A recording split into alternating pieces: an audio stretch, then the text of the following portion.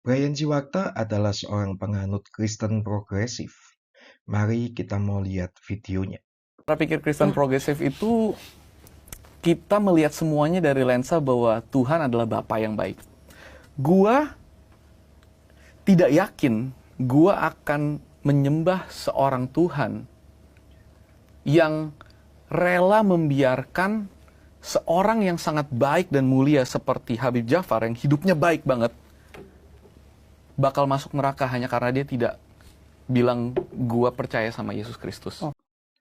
Dari sini kita ketahui sebetulnya Alkitab mengatakan tentang keselamatan, yaitu di dalam Efesus pasal 2 ayat 8-9.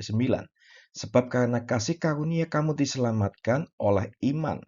Itu bukan hasil usahamu, tetapi pemberian Allah. Itu bukan hasil pekerjaanmu. Jangan ada orang yang memegahkan diri. Lalu Titus 3 ayat 5. Pada waktu itu dia telah menyelamatkan kita, bukan karena perbuatan baik yang telah kita lakukan, tetapi karena rahmat-Nya oleh pemandian kelahiran kembali dan oleh pembaharuan yang dikerjakan oleh Roh Kudus. Jadi pernyataan Brian Siwakta atau penganut Kristen progresif itu berbeda dengan apa yang Alkitab katakan. Nah, apa itu Kristen progresif? Kristen progresif adalah Kristen yang katanya mengikuti kemajuan zaman. Sepertinya amat positif dan mengikuti zaman.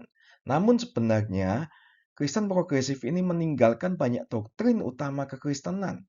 Seperti apa contohnya dan bagaimana kita perlu mengetahui hal ini? Nah, yang pertama, adanya pandangan yang rendah terhadap Alkitab.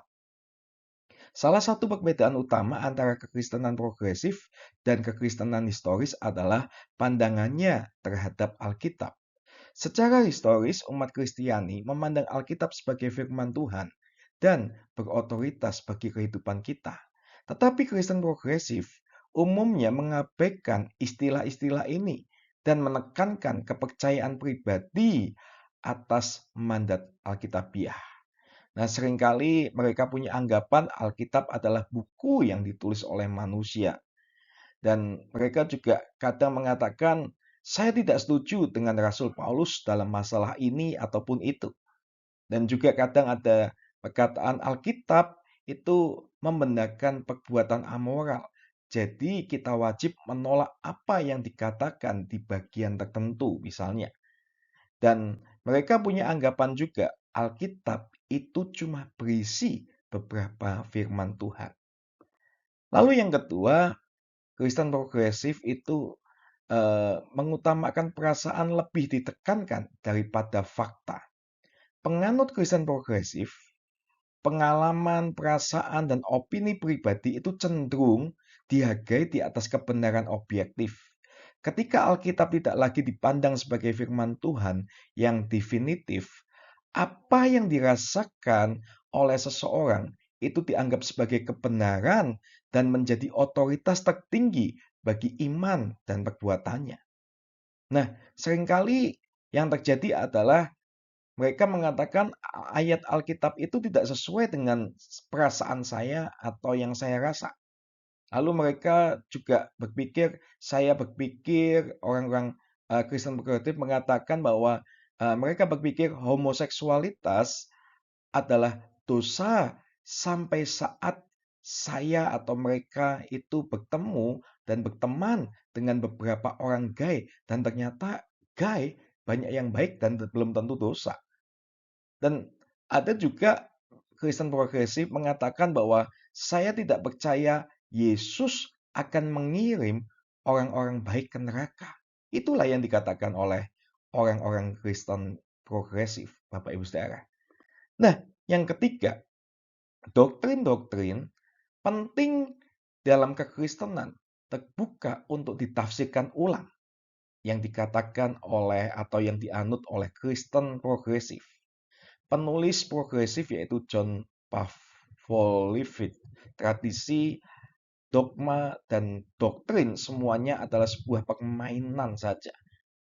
Karena semuanya melewati tangan umat manusia yang cacat.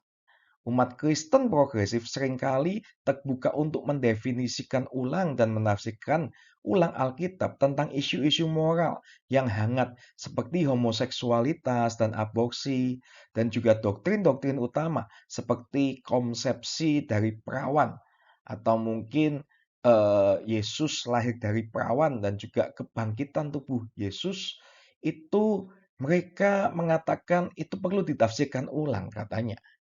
Nah, orang-orang Kristen progresif itu mengatakan kebangkitan Yesus tidak harus berdasarkan fakta untuk mengungkapkan kebenaran.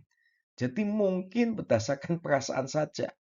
Nah, posisi historis gereja mengenai seksualitas yaitu gereja mengakui yang namanya pria dan wanita itu katanya sudah kuno dan perlu diperbarui dalam kerangka modern. Jadi mereka mengakui gender selain pria dan wanita, ada gender yang lain.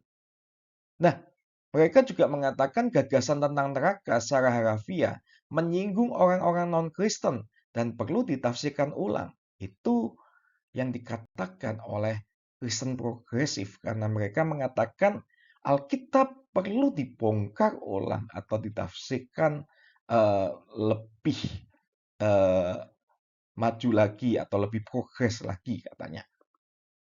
Nah, yang keempat, istilah-istilah bersejarah didefinisikan ulang.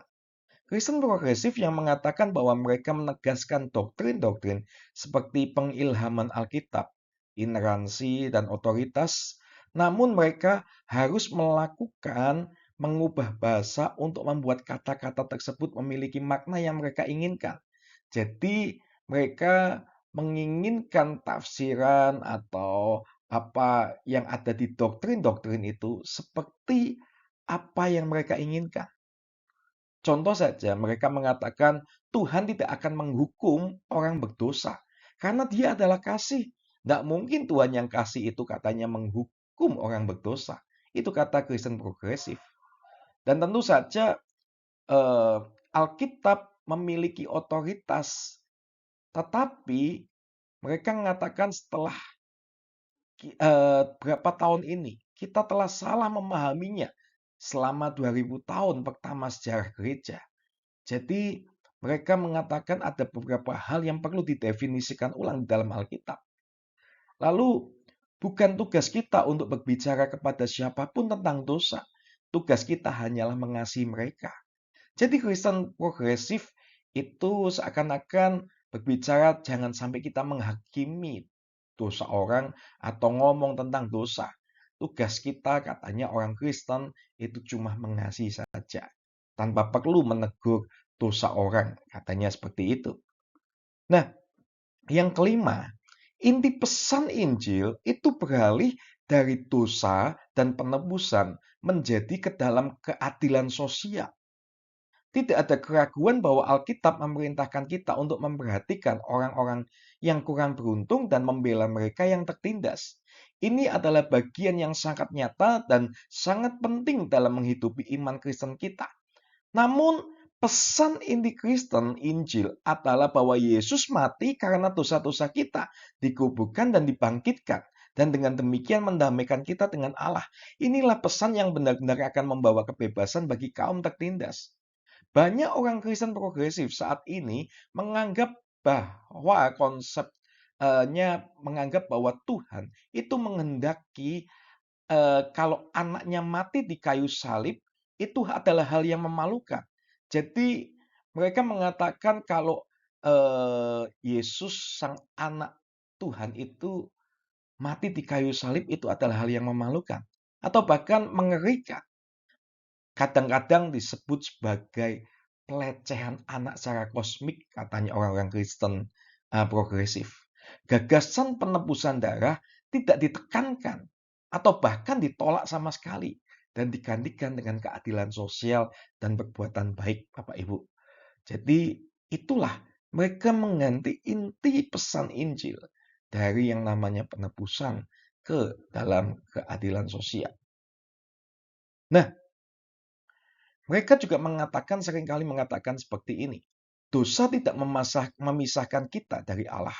Kita diciptakan menurut gambarnya dan Dia menyebut kita baik. Jadi dosa itu tidak akan memisahkan kita dari Allah katanya. Lalu Tuhan sebenarnya tidak menuntut pengorbanan untuk dosa-dosa kita. Orang-orang Kristen mula-mula mengambil praktek pengorbanan eh, hewan kafir dan menceritakan kisah Yesus dengan istilah serupa. Jadi mereka mengatakan tidak perlu ada yang namanya pengorbanan. Lalu mereka juga mengatakan kita tidak benar-benar perlu memberitakan Injil. Kita hanya perlu menunjukkan kasih dengan memberikan keadilan kepada mereka yang tertindas dan memberikan bantuan kepada mereka yang membutuhkan. Nah, itulah konsep dari kekristenan progresif. Bagaimana menurut Anda, Bapak Ibu Saudara? Apakah hal ini memang Anda setujui atau hal ini melenceng dari yang namanya Alkitab atau firman Tuhan? Terima kasih, Tuhan Yesus memberkati.